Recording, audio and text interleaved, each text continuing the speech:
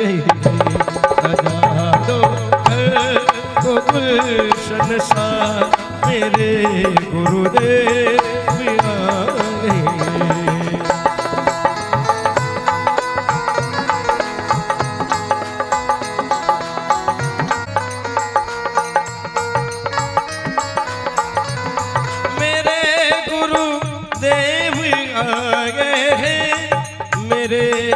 गुरुदेव आ गए, मेरे गुरुदेव आ गए। भी दुल्हन सी लगे कुटिया, भी दुल्हन सी, मेरे गुरुदेव आ गए। सजा दो घर को गुलशन सा, मेरे गुरुदेव आ गए।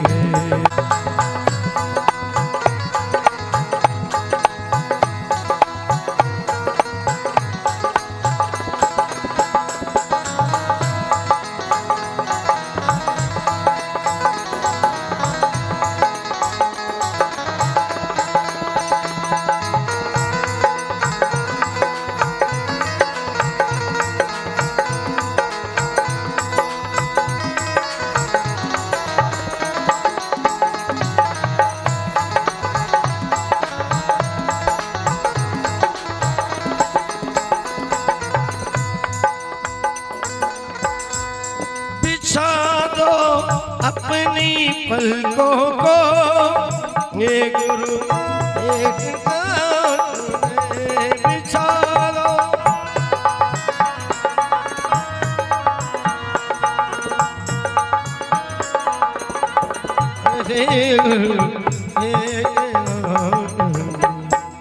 जा दो अपनी पलकों को, बिछा दो अपनी पलकों को।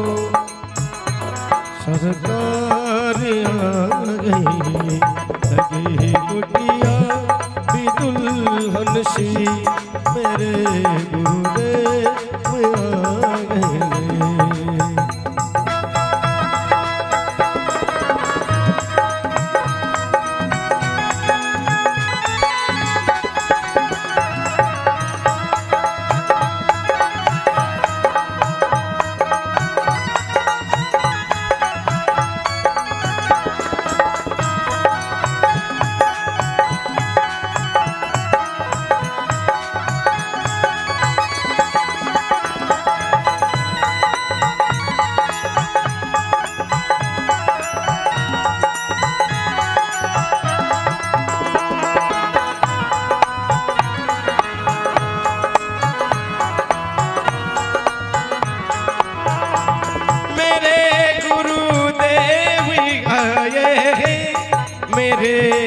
गुरुदेव देव आ गए, मेरे गुरुदेव आ गए। लगी कुटिया, लगी कुटिया, लगी कुटिया भी दुल्हन सी, लगी कुटिया भी दुल्हन सी, मेरे गुरुदेव आए गए। लगी कुटिया भी दुल्हन सी, मेरे गुरुदेव आए गए।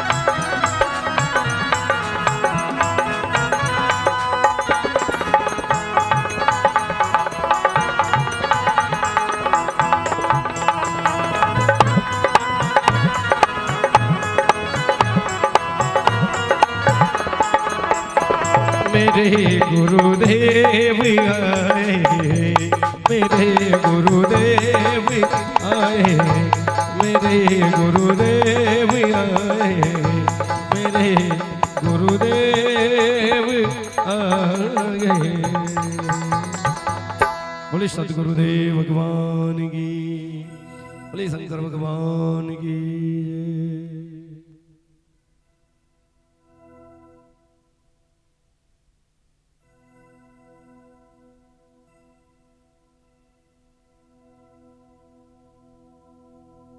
हरिओम श्री राधे। आइए सभी अपने स्थान पर खड़े हो जाएं। भोले बाबा की प्रथम आरती होने जा रही है, सभी स्थान पर खड़े हो जाइएगा।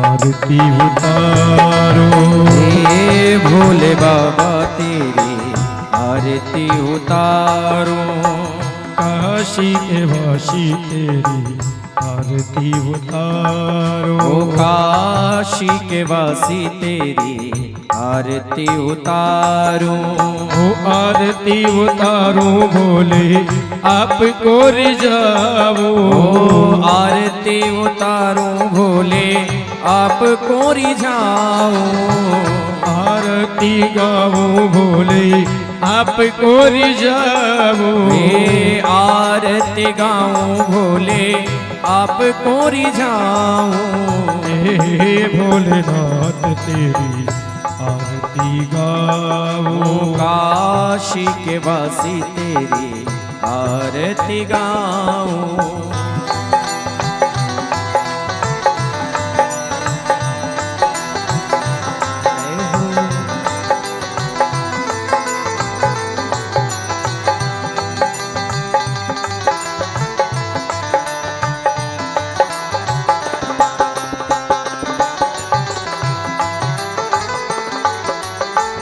भागीरथी जब धरा पे आए, ओ भागीरथी जब धरा पे आए, जटा में भोले के वेग समाए, ओ जटा में भोले की वेग समाए, जग हितकारी पे बलि बलि जाओ, जग हितकारी पे मैं बलिहारी जाऊं, हे भोलेनाथ तेरी आरती उतारो, काशी के वासी तेरी आरती उतारूं।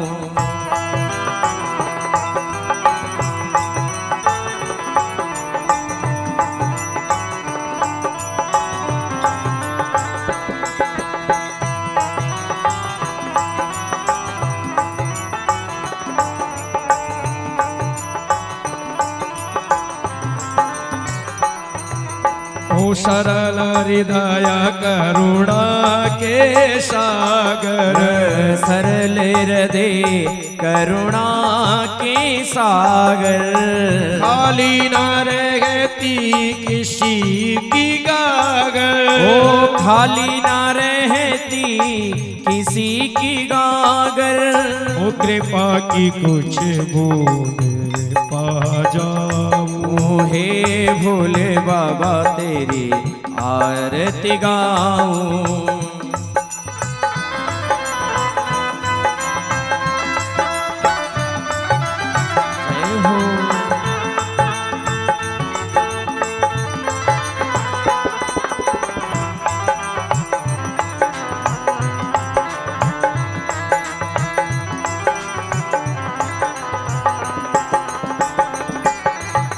पूजा जप तप एक न जानो, पूजा जप तप नेम न जानू, महादेव को अपना मानो, महादेव को अपना मानू, हो सदा सुमन चरणों में चढ़ाऊं, हे श्रद्धा सुमन चरणों में चढ़ाऊं, आरती गाओ भोले आपको रिझाओ, ओ आरती गाऊं भोले आपको रिझाऊं, ओ आरती गाऊं भोले आप कोरी जाऊं आरती गाऊं भोले आपको रिझाऊं हे भोले बाबा तेरी आरती गाऊं काशी निवासी तेरी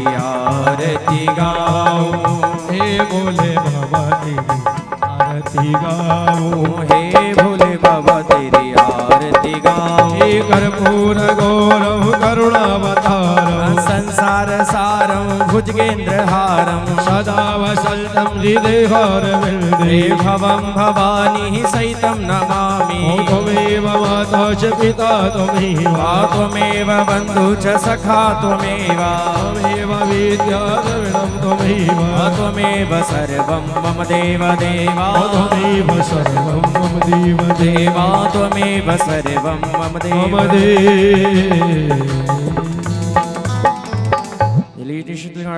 ज्वाला मालिनी नमो नमः वृंदावन विहारी लाल की द्वारिकाधीश की महाकाल महाराज की नर्मदा मैया की राज धरण की नमः पार्वती पते हर हर महादेव भगवते वासुदेवा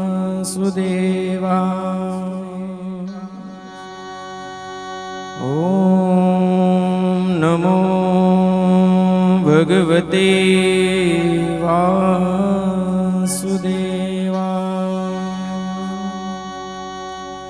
ओम नमो भगवते वासुदेवा ओम नमो भगवते वासुदेवा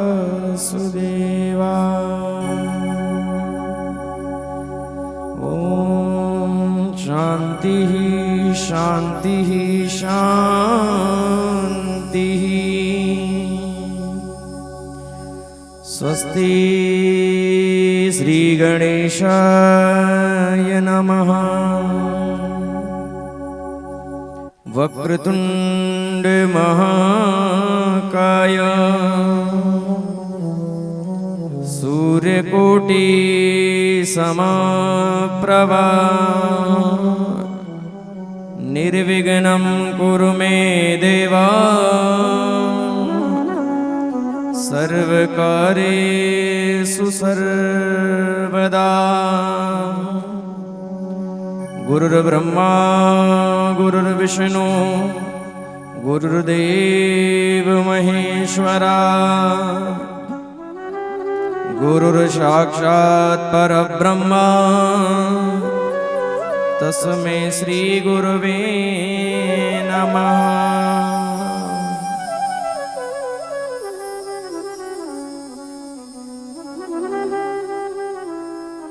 नागेन्द्रहाराय त्रिलोचनाय भस्माङ्गरागाय महेश्वराय नित्याय शुद्धाय दिगंबराय तस्मै नकाराय नमः शिवाय या देवी सर्वभूतेषु बुद्धिरूपेण संस्थिता नमस्तस्यै नमस्तस्यै नमस्तस्यै नमो नमः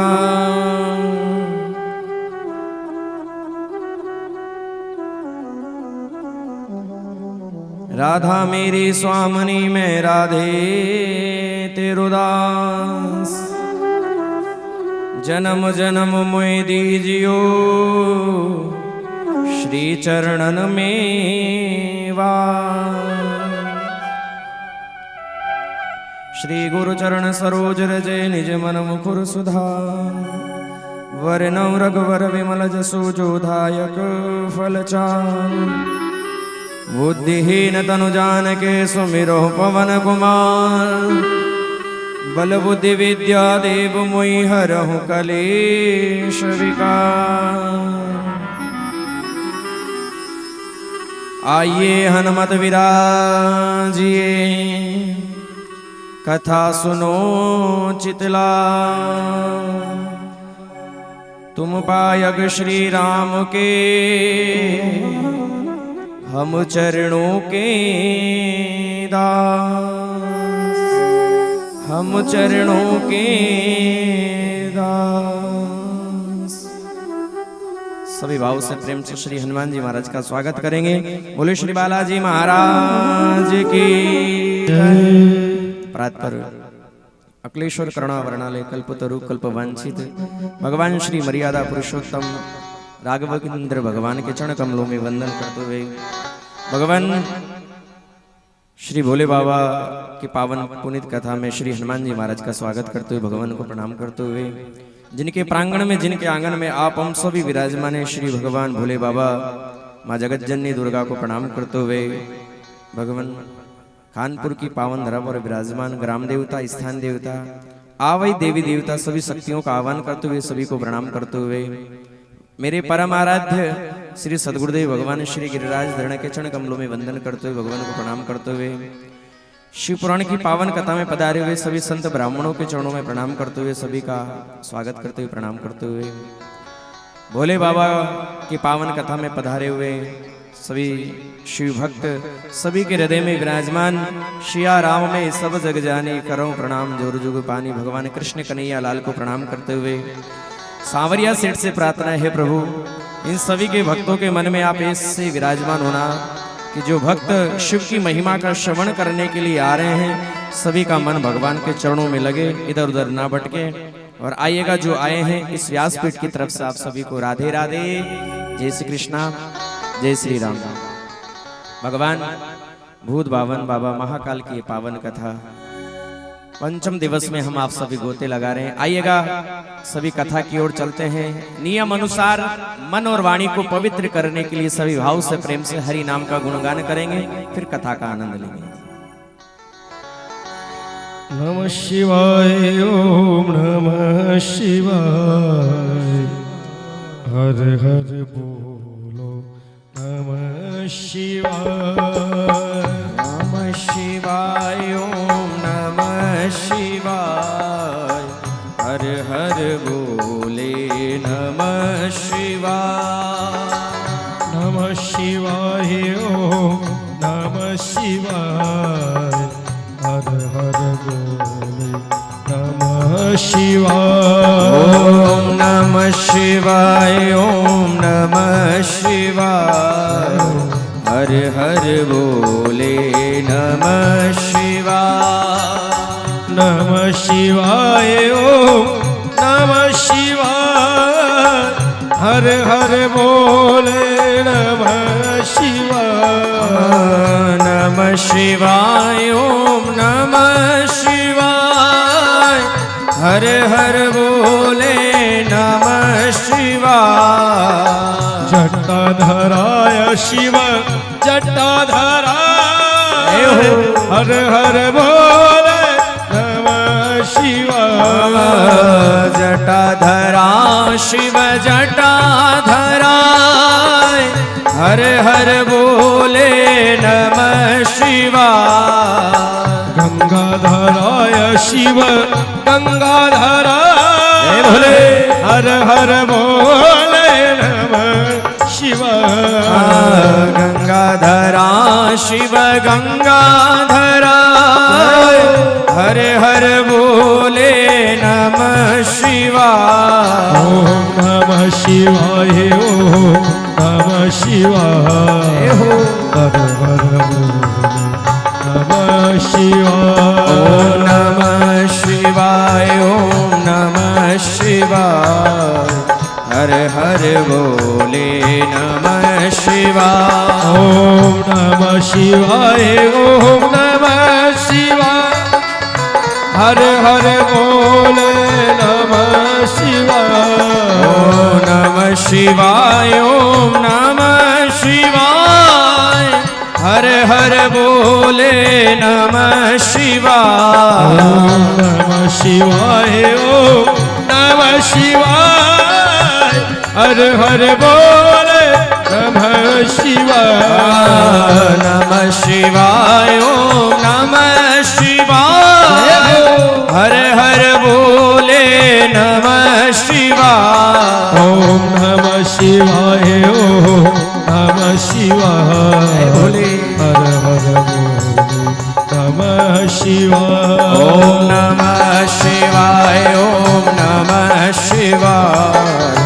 हर हर बोले नमः शिवाय। ओम नमः शिवाय ओम नमः शिवाय हर हर बोले नमः शिवाय।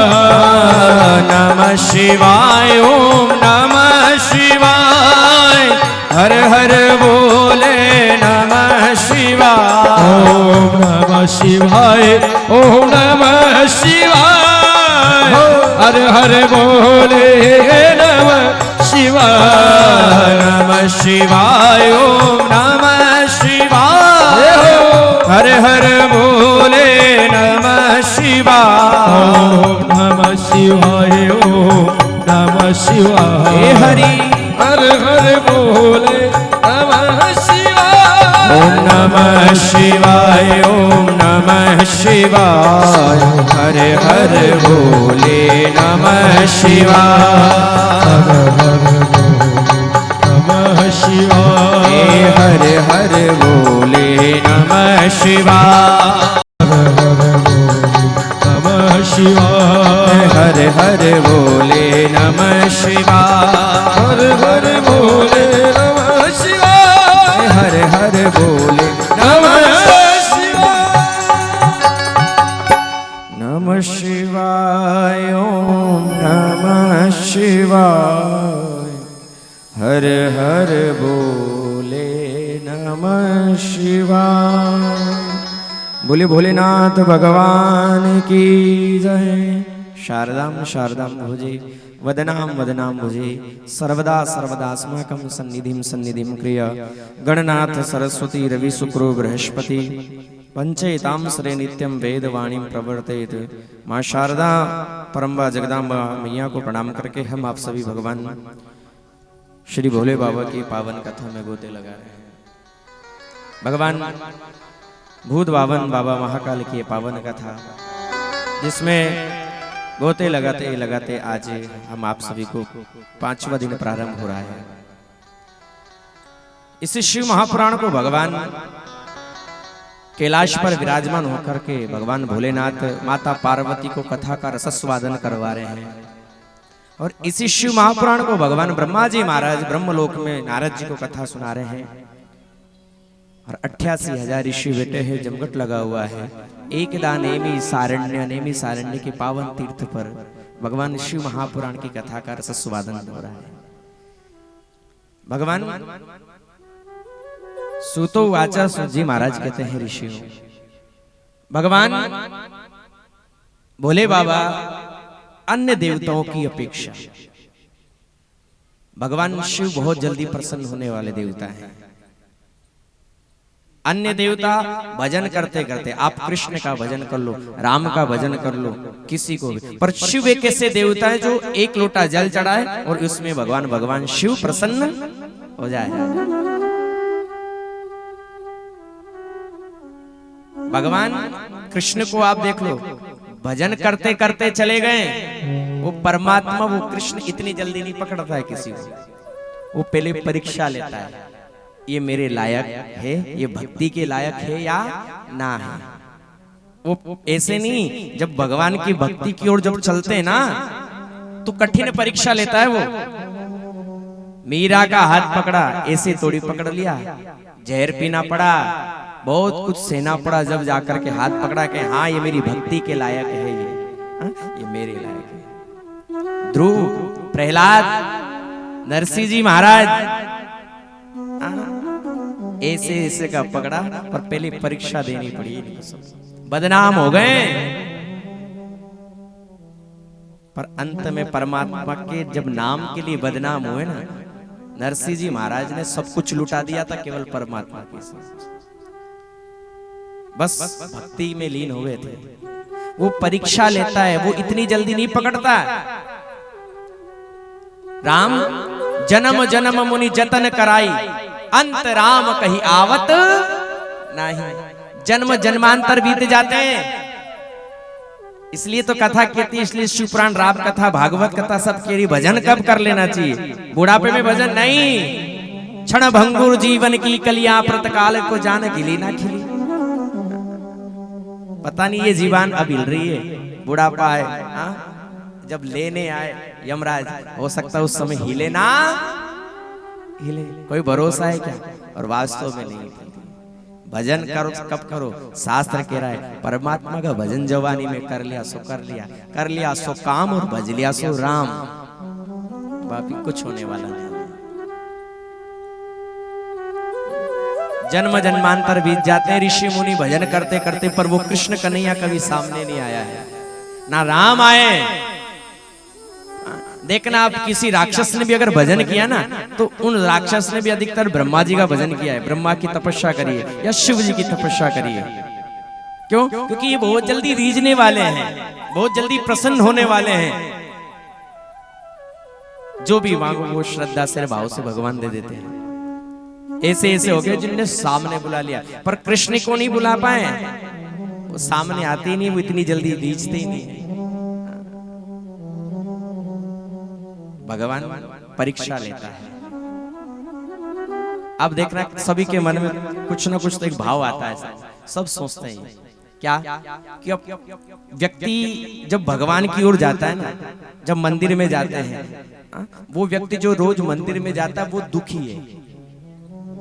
सभी के मन में आता है एक भाव कि हम रोज मंदिर जाते हैं, रोज हनुमान जी के यहाँ जाते हैं, रोज शिव जी के यहाँ जाते हैं, जल चढ़ाते हैं, अगरबत्ती दीपक लगाते हैं, फिर भी हम दुखी हैं। और अपना पड़ोसी कभी मंदिर नहीं जाता है, वो सुखी है। ये सब के मन में चलता है। कई बार हमारे पास भी आए प्रश्न के गुरुजी अपन मंदिर जा रहे, रोज सुंदर कांड कर रहे हैं, ये पाठ कर रहे हैं, फिर भी दुखी, फिर भी दुख दूर नहीं हो रहा है। और हमारे बगल वाला कभी मंदिर ही नहीं गया और वो सुखी है।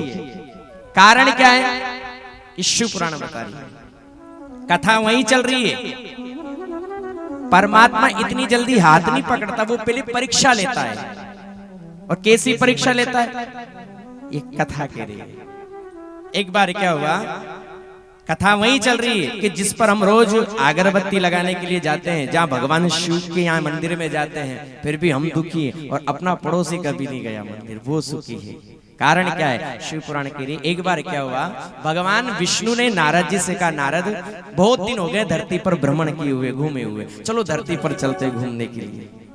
कहाँ? धरती पर भ्रमण करने के लिए चलते। नारद बहुत दिन हो गए। नारद जी ने की चलो प्रभु। और जब चलने की तैयारी हुई ना, तो भगवान विष्णु ने कहा नारद ऐसे नहीं चलेंगे। क्यों प्रभु? नारद भगवान ने कहा अगर ऐसे चलेंगे तो लोग पहचान जाएंगे कि ये परमात्मा है। ऐसे नहीं, रूप बदल करके, वेश बदल करके चलेंगे। प्रभु ठीक है। दोनों ने रूप बदला, अपना अपना वेश बदला, दोनों महात्मा के रूप में गए। जब महात्मा के रूप में भ्रमण करने के लिए, घूमने के लिए जब जा रहे हैं ना, धरती पर देख रहे हैं। क्यों? क्योंकि परमात्मा की बनाई हुई सृष्टि है ये। लोग कैसे रह रहे हैं? वो परमात्मा आता है, 7 दिन बनाए परमात्मा ने, गीता में लिखा है। कितने दिन बनाए? 7 दिन। परमात्मा ने गीता में कहा है कि मैं 7 दिन में एक ना एक दिन तेरे घर के सामने जरूर आ जाऊंगा। 7 दिन जब भी मेरी बन जाएगी, मैं किसी ना किसी रूप में तेरे घर के सामने जरूर आ जाऊंगा। अब वो ना जाने किस वेश में आ जाए, वो ब्राह्मण बन करके आ जाए, वो भिखारी बन करके आ जाए, वो पागल बन करके आ जाए, पता नहीं किस रूप में आ जाता है, पर वो परमात्मा जरूर आता है। भगवान रूप बदल करके गए। जब वेश बदल करके, रूप बदल करके गए ना, दोनों पृथ्वी पर घूम रहे, हालचाल जान रहे कौन कैसा है, क्योंकि परमात्मा की बनाई हुई सृष्टि है ये। घूमते घूमते सुबह से निकले, 12 बज गए। भगवान ने नारद जी से कहा, नारद मुझे बहुत जोर से भूख लगी, भैया भोजन की व्यवस्था करो ना। नारद भूख लगी है, सुबह से निकले, भोजन की व्यवस्था करो ना। नारद जी ने कहा प्रभु अभी तो जंगल है, आगे चलते कहीं भोजन मिल जाएगा। आगे गए, बहुत बड़े सेठ जी का मकान दिखाई दे रहा था। नारद जी ने कहा देखो प्रभु बहुत बड़े सेठ जी दिखाई दे रहे, मकान अच्छा है और खूब जमीन जायदाद है, चलो सेठ जी के यहाँ भोजन करेंगे। कथा को समझने का प्रयास करें, कथा वहीं चल रही, घूम पर के वहीं आई कथा वापस। दोनों गए, नारद जी ने कहा प्रभु सेठ जी के यहाँ चलते हैं। दरवाजा लगा था, दोनों महात्मा के वेश में हैं। सेठ नारद जी गए, नारद जी ने दरवाजा बजाया, सेठ जी को आवाज लगी, सेठ जी, ओ सेठ जी, सेठ जी। और सेठ जी आ गए। सेठ जी ने दरवाजा खोला, देखे दरवाजे पर दो महात्मा खड़े हैं। सेठ जी ने पूछा क्या बात है, कैसे आना हुआ आपका? नारद जी ने कहा सेठ जी हम दोनों महात्मा हैं, बहुत दूर से आए। सेठ जी बहुत जोर से भूख लगी, थोड़ा बहुत कुछ खाने का हो तो दे दो। सेठ जी हमें भूख लगी, कुछ खाने का हो तो दे दो। सेठ बहुत कंजूस था, धन दौलत सब कुछ था, पर सेठ जी इतने कंजूस थे कि एक पैसा भी भगवान के मंदिर में नहीं लगा। इतने कंजूस थे सेठ जी कि तुम्हारा बाप कुमा करके गया है यहाँ, आ जा तो भीख मांगे कहेंगे भागो यहां से। जैसे भगाया ना, नारद जी ने की चलो प्रभु। सेठ जी ने की कुमा के जाए, तुम्हारा तो रोज का काम है, हर कहीं आ जाते हो, चाहो यहां से जाओ। नारद जी जाने लगे। नारद जी को बड़ा क्रोध आया। नारद जी ने की प्रभु इस सेठ क्या अनाप शनाप धने हैं, खूब दौलत है, सब कुछ है, पर इन सेठ के घर से 2 रोटी अपने लिए नहीं निकली। सेठ के यहाँ खूब है, सब कुछ है, फिर भी इसने हमको भोजन नहीं करवाया है। प्रभु ये सेठ करोड़पति है, पर प्रभु इसने अपन को रोटी नहीं खिलाई है। इस सेठ को ऐसा श्राप दो कि एक करोड़पति पर रोड़पति हो जाए। क्या हो जाए? एक करोड़पति है पर रोड़पति, समझे? करोड़पति पर रोड पर ऐसे ऐसे देखे जो अच्छे नाम चलते थे पर आज रोड पर घूम रहे। प्रभु ऐसा श्राप दो कि ये बिल्कुल कंगाल हो जाए। भगवान ने की दे दूं? हाँ प्रभु दे दो। भगवान ने उठाए हाथ, सेठ जी के मकान की तरफ करा हाथ और सेठ जी से कहा जा सेठ, तेरे यहाँ और लक्ष्मी, खूब ज्यादा लक्ष्मी, बड़े खूब लक्ष्मी की आमदनी हो और तेरे घर में लक्ष्मी 24 घंटा निवास करे। नारद जी ने की प्रभु श्राप देने की कहा था, वरदान तोड़ी, और आपने तो सेठ को यही कंजूस था, फिर और ज्यादा धन दे दिया। नारद जी ने जैसे कहा, नारायण ने कहा नारद ये तो मेरी इच्छा है, चलो तुम तो चलना चाहिए यहां से। गए, 2 फेर हो गया, 2 बज गई। नारद, भगवान विष्णु ने कहा नारद बहुत जोर से भूख लगी, कुछ खाने की व्यवस्था हो तो करो। नारद जी ने कहा सेठ जी ने तो भगा दिया, चलते हैं आगे और कुछ व्यवस्था मिल जाए तो। आगे गए, टूटी सी झुपड़ियां दिखाई दे रही थी और टूटी थी, एक बुढ़िया रहती थी वहां। नारद जी ने कहा चलो वहां चलते हैं। उस बुढ़िया के पास गए। नारद जी ने कहा माँ हम दोनों महात्माएं बहुत दूर से आए, बहुत भूख लग रही है, कुछ खाने का हो तो दे दे। उसने कहा बेटा खाने का तो कुछ नहीं है, पर ये गाय है और इस गाय का दूध, ऐसा करो 1-1 गिलास दूध तुम दोनों पी लो। 1 गिलास भगवान को दे दिया और 1 गिलास नारद जी को दे दिया। दोनों ने दूध पिया और जाने लगे। नारद जी को दया आ गई। नारद जी ने कहा प्रभु बेचारी कितनी गरीब है, टूटी सी झोपड़िया है और इसने अपनी भूख मिटाई है। प्रभु ऐसा करो जिस प्रकार आपने उस सेठ को आशीर्वाद दिया ना, ऐसा का ऐसे आशीर्वाद इसको दे दो। भगवान ने की दे दो कि हाँ प्रभु दे दो। भगवान ने हाथ खड़े करे और भगवान ने उसके घर की तरफ हाथ खड़े करके कहा जा डोकरी तेरी गाय मर जा।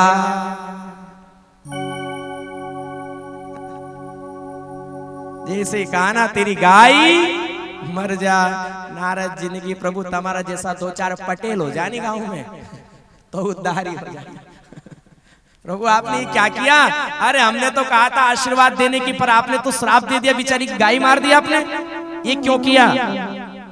प्रभु आपने गलत किया है। भगवान ने नारद जी से कहा, नारायण कह रहे नारद जो मैं सोचता हूं ना, अगर वो बात तुम सोचते, क्या कह रहे नारद, अगर जो मैं सोचता हूं वो बात तुम सोचते ना तो तुम नारद नहीं रहते, तुम नारायण बन जाते और मैं नारद रहता। भगवान क्या सोचते पता है? नारद जी ने की प्रभु ये बात मुझे समझ में नहीं है, आप ये बताओ सेठ के यहाँ खूब धन है, सब कुछ है, फिर भी आपने उसको आशीर्वाद दे दिया, उसको लक्ष्मी दी, बेचारी ने दूध पिलाया है, भूख मिटाई है, कथा वही चल रही है, हम रोज अगरबत्ती लगाते हैं, रोज पूजन करते हैं, फिर भी दुखी रहते हैं। और पड़ोसी कभी मंदिर नहीं गया, उसके यहाँ खूब आमदनी, वो सुखी रहता, कथा वही आ रही है, समझो अब यहाँ पर। नारद जी ने जैसे पूछा ना, भगवान ने कहा नारद वो सेठ इतना कंजूस है कि उसके घर से 1 रुपया 1 पैसा भी मेरे मंदिर में, मेरी कथा में, मेरे सत्संग में नहीं लगा, इसलिए उसके यहाँ इतना धन दिया नारद इतनी लक्ष्मी दे रहा हूं कि जितनी लक्ष्मी जितना धन उसके घर जाएगा ना, वो उतनी दूर मेरी भक्ति से मेरे से उतना ही दूर होता जाएगा। और जितनी दूर वो मेरे से होगा नारद, एक समय ऐसा आएगा, अंत समय उसका वो मरेगा और मरते मरते उसका मन उसके धन में रहेगा। कहाँ रहेगा? उसके धन में रहेगा।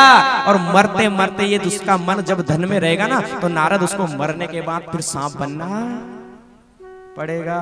तो जिन्ने जिन्ने गाड़ रखे हो लिया जो कल कथा में, क्योंकि अपने सांप नहीं बनना। नारद उसको सांप बनना पड़ेगा और सांप बन करके उसी धन पर ये मंडराता रहेगा। इसलिए परमात्मा कह रहे नारद, इसलिए वो सेठ क्यों? क्योंकि जब धन आएगा वो मेरी भक्ति से मेरे पूजन से उतनी दूर होता जाएगा। नारद जी ने पूछा, प्रभु इस बुढ़िया की गाय क्यों मारी? इसने भूख मिटाई है, इसने क्या किया ऐसा? भगवान ने कहा, नारद ये बुढ़िया जो है ना, ये मेरा बड़ा भजन करती है। क्या करती है? भजन करती है। ये मेरी माला घुमाती है। पर नारद, ये जैसी बुढ़िया माला घुमाने के लिए बैठती है, भजन करने के लिए बैठती है नारद, पर जैसी मेरा नाम लेती है इसका मन गाय में चला जाता है। भगवान मेरी गाय ने पानी पिया होगा, जाने नहीं पिया होगा। ए भगवान मेरी गाय ने चारा खाया होगा, यानी पता नहीं भूखी बंदी है। नारद ये भजन मेरा करती है, पर इसका मन उस गाय में रहता है। और नारद, मैं नहीं चाहता कि मेरा भक्त मरने के बाद उसको गाय बनना। क्यों नारद? क्योंकि नारद ये भजन करते करते जब इसका अंत समय आएगा, इसके प्राण निकलने लगेंगे, तो इसको मरते मरते गाय की याद आएगी कि हे भगवान, मेरे मरने के बाद मेरी गाय को चारा कौन खिलाएगा, मेरे गाय को पानी कौन पिलाएगा? तो कथा कह रही है, अंत मति सो गति। अंत मति सो गति, यानी कि मरते मरते अगर अपन किसी को याद करके मर गए ना, चाहे वो कुत्ता हो या गाय हो या भैंस हो या कुछ भी हो, अगर उसको याद करके मरे तो नारद वो परमात्मा अंत में मरने के बाद उसको व्यक्ति को वही बनाता है। इसलिए शास्त्र कह रहा है परमात्मा का नाम जपो, भजन करते रहो, क्योंकि परमात्मा परीक्षा लेता है। जब दुख आता, जब भगवान के मंदिर में जाते, शास्त्र कह रहा है दुख में सुमरण सब करे, सुख में करे ना कोई। जो सुख में सुमरण करे तो दुख का एक हो। अगर सुख में और दुख में हम परमात्मा को याद करते रहेंगे ना, अगर सुख आ रहा है तो भी परमात्मा को याद करते रहो, और दुख आ रहा है तो भी याद करते रहो, वो दुख कब आकर के निकल जाएगा किसी को पता ही नहीं चलेगा। पर परमात्मा को याद करते रहो।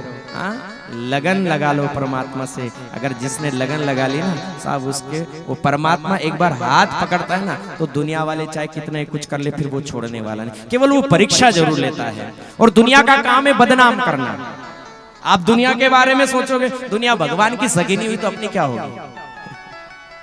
अपन सोचते दुनिया क्या सोचेगी, नहीं, मुझे पागल जमाना कहे, हो कन्हैया तेरे लिए मैंने लाखों के बोल सहे, कन्हैया तेरे लिए लाखों के बोल सहे, हो कन्हैया तेरे लिए मैंने लाखों के बोल सहे, कन्हैया तेरे लिए। लाखों के बोल सहे कन्हैया तेरे लिए, ओ तेरे लिए शाम तेरे लिए, तेरे लिए शाम तेरे लिए, ओ तेरे लिए शाम तेरे लिए, तेरे लिए शाम तेरे लिए। मैंने लाखों के बोल सहे कन्हैया तेरे लिए, मैंने लाखों के बोल सहे कन्हैया तेरे। जय हो, राधे राधे।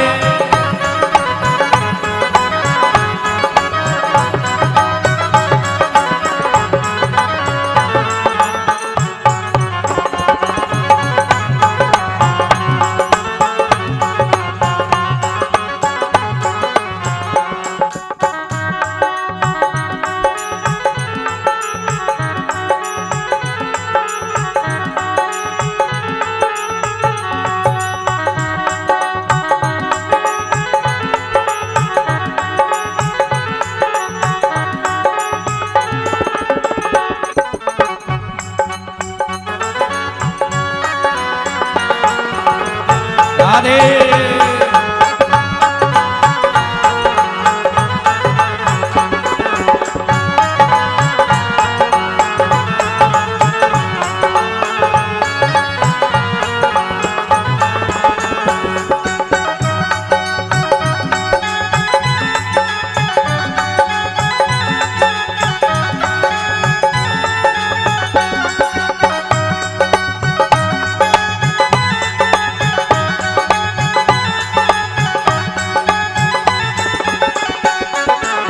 तेरे लिए श्याम तेरे लिए, ओ तेरे लिए शाम तेरे लिए, ओ तेरे लिए श्याम तेरे लिए, ओ तेरे लिए शाम तेरे लिए। ओ मैंने जय हो मैंने हरि बोल। क्या जुल्म सगे कन्हैया तेरे लिए, मैंने क्या क्या जुल्म सहे कन्हैया तेरे लिए।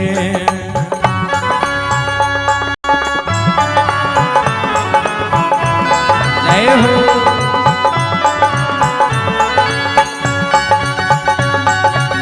हरि बोल।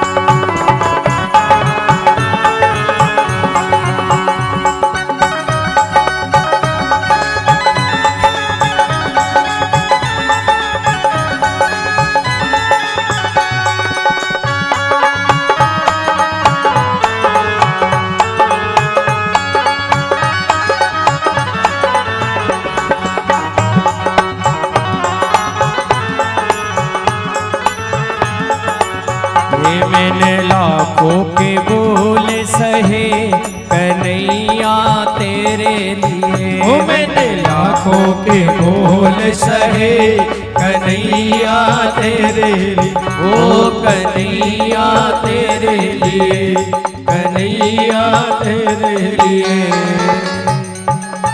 क्या? क्योंकि दुनिया का काम है कहना। हम सोचे दुनिया क्या कहेगी, नहीं। दुनिया का जब भक्ति के मार्ग पर, जब परमात्मा के मार्ग पर चलते हैं ना, तो दुनिया तो बदनाम करेगी। लोग कहेंगे भैया कल तो बड़े खाते थे पीते थे, आज बड़े भगत बनते फिर रहे। काम है कहने का। जब हाथी आता है ना गांव में, कहते हैं ना वो कुत्ते भोंकते हैं। कारण क्या है, क्यों भोंकते पता है आपको? कुत्ते इसलिए भोंकते हैं क्योंकि हाथी एक ऐसा जीव है जिसको सब गणेश जी मानते हैं। क्या मानते हैं? गणेश जी हाथी को। और जब हाथी जब आता है ना, तो सब लोग उस हाथी के सामने हाथ जोड़ करके खड़े रहते हैं। क्यों? क्योंकि उसको गणेश जी का दर्जा दिया है, गणेश जी का रूप मानते हैं। कोई केले खिलाता है, सब हाथ जोड़कर खड़े रहते हैं। पर जितने ज्यादा उसके हाथ जोड़ करके आगे खड़े रहते हैं ना हाथी के, उससे दुगने हाथी के पीछे भौंकने वाले खड़े रहते हैं। क्यों भौंकते हैं ये कुत्ते पता है आपको? अगर हम कुत्ते की भाषा जानते तो एक बात सच थी ये तो। क्योंकि वो कुत्ते ये सोचते हैं कि ये जो लोग आगे हाथ जोड़ करके खड़े हैं हाथी के, ये इसके सामने हाथ जोड़ करके क्यों खड़े, ये हमारे सामने क्यों नहीं खड़े रहते हैं? इनको देखा नहीं जाता साधा, इसलिए वो भौंकते हैं। इसी प्रकार ये कथा कहती है, क्योंकि दुनिया का काम है भौंकना, कहते रहते हैं। पर शास्त्र कह रहा है आप भजन करते रहो, क्योंकि वो परमात्मा याद रखना। दुनिया वाले कितने ही बदनाम कर ले, कुछ कर ले, पर वो परमात्मा का आशीर्वाद जब तक रहेगा ना, जब तक उसका हाथ है, कोई कुछ नहीं बिगाड़ सकता। भगवान कल की कथा में हम आप सभी ने गणेश जी का विवाह संपन्न किया। गणेश जी का विवाह हुआ रिद्धि और सिद्धि के साथ में, संग में। इधर कार्तिक जी महाराज नाराज होकर के बैठे हैं खोज पर्वत पर। माता पार्वती मनाने के लिए गई, कार्तिक चलो ना, होगा जो तेरा विवाह भी बाद में करवा देंगे, भैया घर तो चल। कार्तिक जी को मना रहे, शिव जी भी आ गए, दोनों मना रहे, कार्तिक घर चलो। कार्तिक जी ने कहा नहीं पिताश्री, अब मैं घर नहीं जाऊंगा, क्योंकि आपने मेरे साथ में बड़ा आपने कहा था कि जो भी पृथ्वी की परिक्रमा करके आएगा उसका विवाह सबसे पहले करवा दिया जाएगा। तो अभी तो गणेश जी ने परिक्रमा ही नहीं करी, फिर भी उनका विवाह करवा रहे हो, अब मैं घर नहीं जाऊंगा। कार्तिक जी उसी जगह बैठ गए। शिव जी ने पार्वती से कहा, पार्वती कोई बात नहीं, ये यहाँ बैठा है, चलो चलते हैं अपन घर पे, घर पे मेहमान हैं, फिर बाद में देखेंगे। चलने लगे और जब जाने लगे ना तो पार्वती जी ने सोचा मेरा बड़ा लड़का यही बैठा है, मैं घर जाके क्या करूंगी। पार्वती जी भी वहीं बैठ गई। शिव जी जाने लगे, शिव जी ने सोचा कि तुम यहीं बैठे रहो, मैं जा रहा हूं। और जब शिव जाने लगे और शिव जी ने सोचा कि मेरा लड़का यहाँ है, मेरी पत्नी यहाँ है, तो मैं वहां जाकर के क्या करूंगा। तो इस प्रकार शिव जी भी वहां के वहीं बैठ गए। उस समय 12 ज्योतिर्लिंग में एक कथा की स्थापना, ज्योतिर्लिंग की स्थापना आती है। सौराष्ट्र सोमनाथं च श्रीशैल्ये मल्लिकार्जुना। बोली मल्लिकार्जुन भगवान की। मल्लिका अर्जुन के रूप में शिव जी आज भी वहीं विराजमान है। मनाने के लिए आए थे पर नहीं गए तो शिव जी भी वहीं बैठ गए। भगवान शिव बड़े दयालु है साहब। अन्य देवताओं की अपेक्षा भोले बाबा बहुत जल्दी प्रसन्न होने वाले देवता है। एक राक्षस हुआ जिसका नाम था भस्मासुर। भस्मासुर ने शिव की आराधना करी और जब शिव जी की आराधना करी ना भस्मासुर ने, पार्थिवेश्वर मिट्टी के शिवलिंग बना करके रोजाना भगवान भोलेनाथ का पूजन करना, क्योंकि सबसे ज्यादा महत्व जो माना जाता है ना वो पार्थिवेश्वर का माना जाता है। पार्थिवेश्वर किनको कहते हैं? मिट्टी की शिवलिंग बनाते हैं। श्रावण में माता बहनें बनाती है, सबसे ज्यादा महत्व माना जाता है। और शिव पुराण में सबसे ज्यादा वर्णन है पार्थिवेश्वर का। 3 दिन में फल देना प्रारंभ कर देते हैं, चाहे जो भी कामना हो व्यक्ति की। कितने दिन में? 3 दिन में। पार्थिवेश्वर मिट्टी की शिवलिंग बनाओ, काली मिट्टी लेकर के आओ, चाहे वो पीपल के नीचे की हो, चाहे नदी का किनारा हो, तालाब का, शिवालय में बैठ करके भगवान मिट्टी में थोड़ा सा गंगा जल डाल करके और भोले बाबा का निर्माण करें, शिवलिंग बनाए। और बनाने के बाद में भगवान भोले बाबा के पूजन के लिए दूध, दही, पंचामृत, शहद, शक्कर, आकड़ा, धतूरा, ये सब भगवान शिव जी को चढ़ता है। सब पूजन इकट्ठा करके और दीपक घी का चला करके भगवान, शास्त्र कह रहा है चाहे आप घर में रहो चाहे कहीं भी, भगवान भोले बाबा का अभिषेक पूजन जब करते ना तो भगवान, अगर आप अपनी श्रद्धा से कर रहे हो तो दीपक चालू करके हाथों में जल लेकर के और भगवान संकल्प करके, चाहे आपको मंत्र नहीं याद है तो भी जिस दिन जो तिथि के दिन, प्रदोष के दिन कर रहे हो आप, चाहे वो आप 14 के दिन कर रहे हो, अमावस्या के दिन कर रहे हो, उसका नाम तिथि लेकर के अपना नाम गोत्र बोल करके जल छोड़ करके और भोले बाबा का अभिषेक करें। सबसे ज्यादा फल माना जाता है पार्थिवेश्वर का। पार्थ कथा कहती है शिव पुराण के लिए, जब अपन पार्थिवेश्वर का निर्माण करते हैं, भगवान भोले बाबा का जब निर्माण करते हैं, बनाते हैं, अभिषेक करते हैं, और अभिषेक करने के बाद में सायंकाल, शाम नहीं होती है ना, उसके पहले जब सूर्य अस्त नहीं होता ना, उसके पहले पहले पार्थिवेश्वर को जल में विसर्जन करना पड़ता है। कहाँ विसर्जन करना पड़ता है? जल में विसर्जन, क्योंकि रात नहीं रुकते हैं। शिव पुराण का वर्णन है। शिव जी को देखो आजकल कुछ व्यवस्था ऐसी चल गई है, काफी बार हम किसी का नाम भी नहीं लेंगे, रात्रि में अभिषेक होता है कोई शिवरात्रि के, पर एक रात्रि केवल जो रात में अभिषेक होता है ना, केवल एक ही रात्रि होती है, वो है शिवरात्रि जो भी निकल गई। शिवरात्रि के दिन ही भोले बाबा का चाहे आप रात भर अभिषेक कर सकते हो। रात्रि में अभिषेक 3-4 पहर अभिषेक होता है भोले बाबा का, आप उसमें अभिषेक करते हो, कर सकते हो रात्रि में। पर भोले बाबा का आज से प्रदोष है, 13 से है, शिवरात्रि 13 आती है, पर इस दिन अभिषेक होता है भोले बाबा का। दिन में कर सकते हो आप, पर रात में भोले बाबा का अभिषेक नहीं होता है। पार्थिवेश्वर का निर्माण भी करो आप तो कथा कहती है भगवान सायंकाल के पहले पहले आप अभिषेक करवा लो पंडित जी से, अभिषेक करवा के सायंकाल जब नहीं होता ना उसके पहले पहले नदी में विसर्जन कर लो, क्योंकि उसके बाद कथा कहती है शिव पुराण, अगर हम सायंकाल सूर्य अस्त हो गया और फिर भी भगवान पार्थिवेश्वर अपने घरे उनका अभिषेक पूजन पाठ कर रहे हैं तो वो फल मिलने वाला नहीं है। भगवान निर्माण करता है भस्मासुर और पार्थिवेश्वर का निर्माण करके भोले बाबा के ऊपर जल चढ़ाता है। ओम नमः शिवाय, ओम नमः शिवाय, ओम नमः शिवाय शंभु, ओम नमः शिवाय, ओम नमः शिवाय शंभु, ओम नमः शिवाय, ओम नमः। देखिए प्रदोष काल, आज प्रदोष है। जितना नाम जपोगे और शिव पुराण सुन रहे हो उतना ज्यादा फल। और शिवालय में बैठ करके जहाँ परमात्मा की कथा चलती है, जितना नाम जपोगे उतना फल प्राप्त होता है।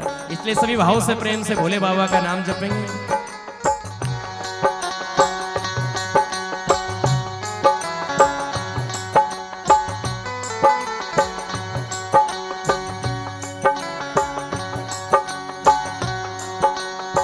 ओम नमः शिवाय शंभु, ओम नमः शिवाय, ओम नमः शिवाय शंभु, ओम नमः शिवाय।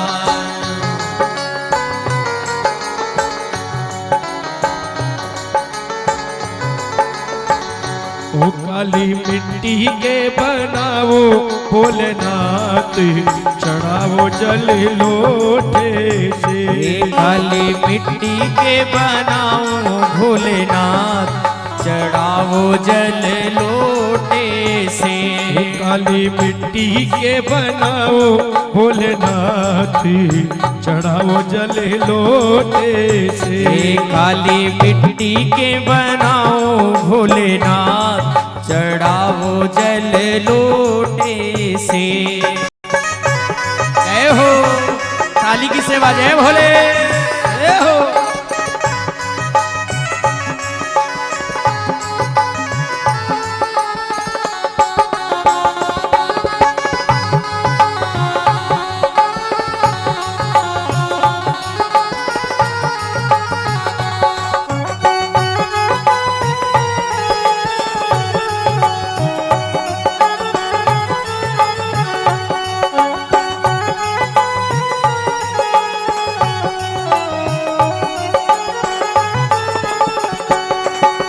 पहली सीढ़ी चढ़ी सिया जी ने वर मांगा।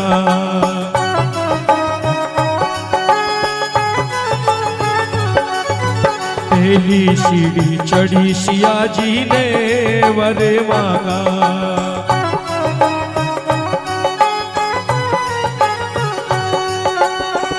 ओ दे दो जय हो, दे दो मोए कौशल्या सिंहास, सुर राजा दशरथ से। काली मिट्टी से बनाओ भोलेनाथ, चढ़ाओ जल लोटे से। चिकनी मिट्टी के बनाओ भोलेनाथ, चढ़ाओ जल लोटा से। हरि बोल।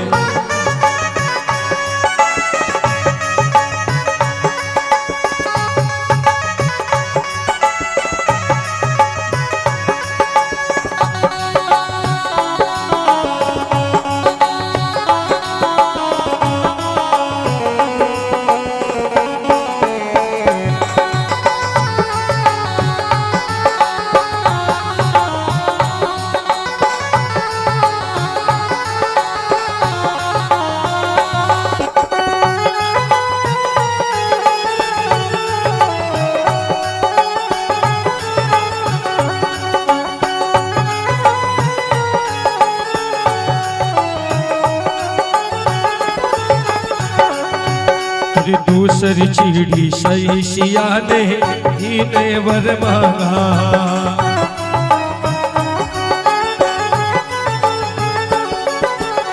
दूसरी सीढ़ी चढ़ी सिया ने भोले से वर मांगा।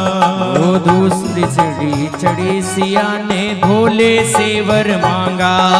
दे दो मुझे, हो दे दो मुझे देवर लक्ष्मण लाल, दिया मोरे राम जी से।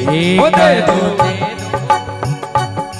चिकनी मिट्टी से बनाओ भोलेनाथ, चढ़ाओ जल लोटे से।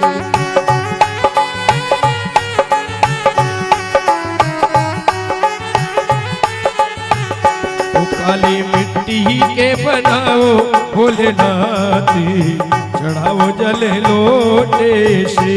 काली मिट्टी के बनाओ भोलेनाथ, चढ़ाओ जल लोटे से। चढ़ाओ जल लोटे से। चढ़ाओ जल लोटे से।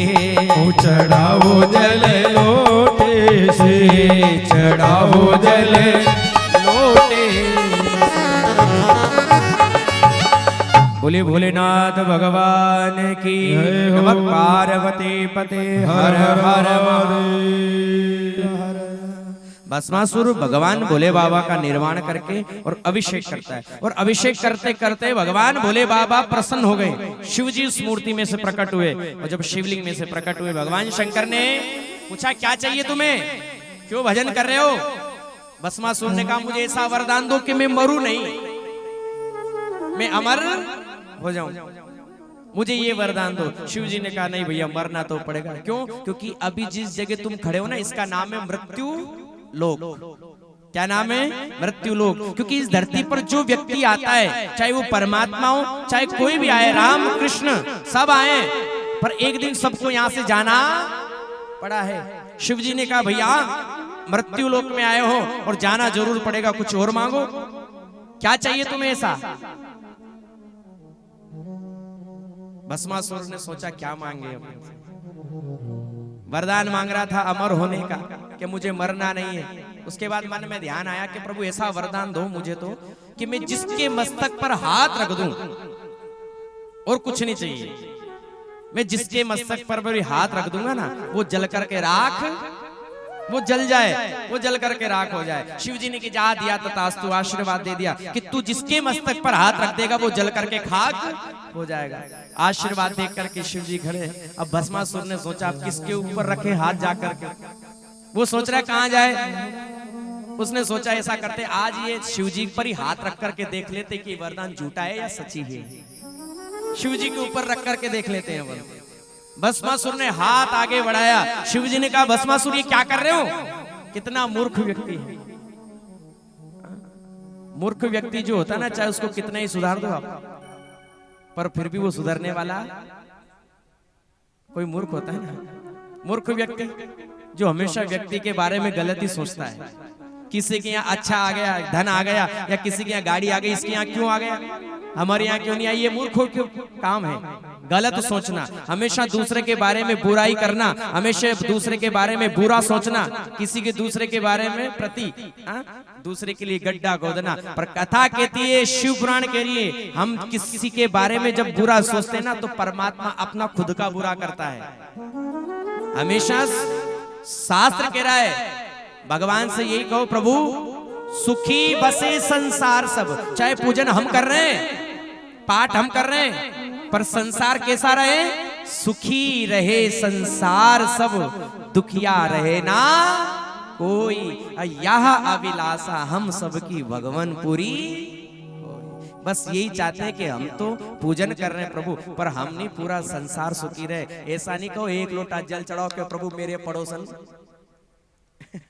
को दुख दे, उसको ये। पर याद रखना एक मूर्ख व्यक्ति था, इतना मूर्ख था कि कभी वो किसी के प्रति अच्छा नहीं सोचता था, हमेशा बुरा ही सोचता था। इतना मूर्ख था। लोगों के यहाँ किसी के यहाँ गाड़ी आ गई तो मेरे यहाँ क्यों आ गई, क्यों नहीं आई है। इसके यहाँ इतना धन आ गया तो परमात्मा इसको क्यों दे रहा, मुझे क्यों नहीं दे रहा। कथा चल रही मूर्खों की। उस मूर्ख ने सोचा ऐसा क्या करें जो सबसे अच्छे पैसे वाले बन जाए। उसने क्या किया, जिंद को प्रसन्न किया। भगवान जिंद, और जिंद भगवान को जब प्रसन्न किया ना, भक्ति करी, पूजन किया, जिंद भगवान प्रसन्न हो गए। और जब जिंद प्रसन्न हुए, भगवान जिंद सामने आए। जिंद भगवान ने की मांगो क्या चाहिए तुम्हें, क्यों भजन कर रहे हो, क्या चाहिए। उस मूर्ख व्यक्ति ने कहा प्रभु मुझे ऐसा वरदान दो कि मेरे गांव में मैं सबसे अमीर रहूं, इस पूरे गांव वाले मेरी बात माने। भगवान जिंद ने कहा भैया ऐसा कर। जिंद ने प्रसन्न होकर को उसको एक घंटी दे दी, जो मंदिर में बजाते हैं ना, मंदिर में प्रवेश करते हैं जो बजाते हैं ना घंटी, टन। तो भगवान जिंद ने वो दे दी। और जिंद भगवान ने कहा भैया तुझे जिस चीज की आवश्यकता पड़े ना, इस घंटी को बजा देना, और जो तू मांगेगा वो मैं तुझे दे दूंगा, मैं तेरे पास आ जाऊंगा दे करके। पर जिंद भगवान ने उसको एक बात और की, मेरी बात सुनना तू। उन्होंने की क्या बात है। भगवान जिंद ने कहा मैं तू याद रखना, तू जो मांगेगा ना मैं तुझे एक दूंगा, पर तेरे गांव वालों को 2 दूंगा। तू मांगेगा ना तुझे तो 1 और गांव वालों को दो। उसने पूछा प्रभु ऐसा क्यों? भक्ति मैंने करी, पूजा मैंने करी, पाठ मैंने करे, भूखे में मरा, ये गांव वाले क्यों मजे ले फ्री में?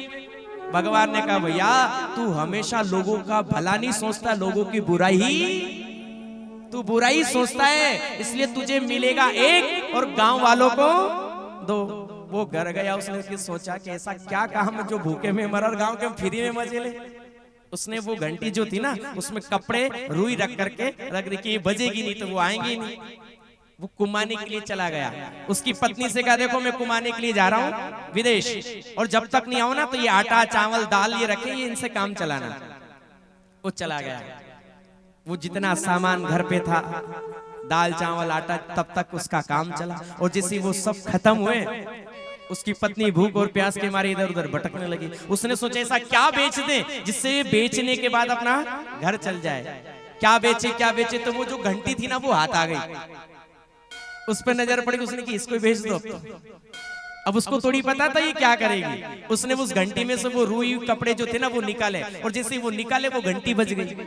और जब घंटी बजी भगवान जिंद सामने आ गए, और जिंद जब सामने आए उन्हें कि मांगो क्या चाहिए। पहले तो वो डर गए, उसने कि कुछ नहीं चाहिए। भगवान ने कि डरो मत, मांगो क्या चाहिए।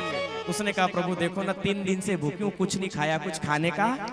उनकी बस जिंद भगवान ने 56 प्रकार का भोजन उसके घर आ गया। 56 प्रकार का